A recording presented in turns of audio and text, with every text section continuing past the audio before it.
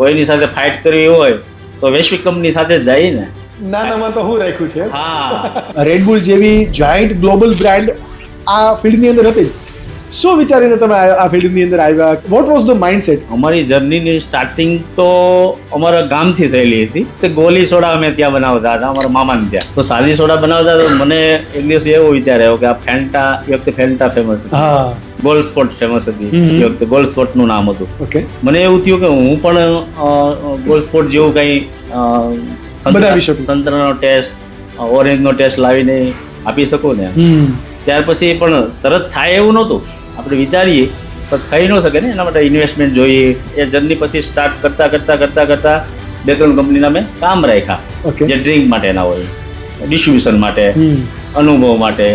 એના પ્લાન્ટ એક મેન્યુફેક્ચર યુનિટમાં મેં કામ કર્યું 1-2 કંપનીમાં.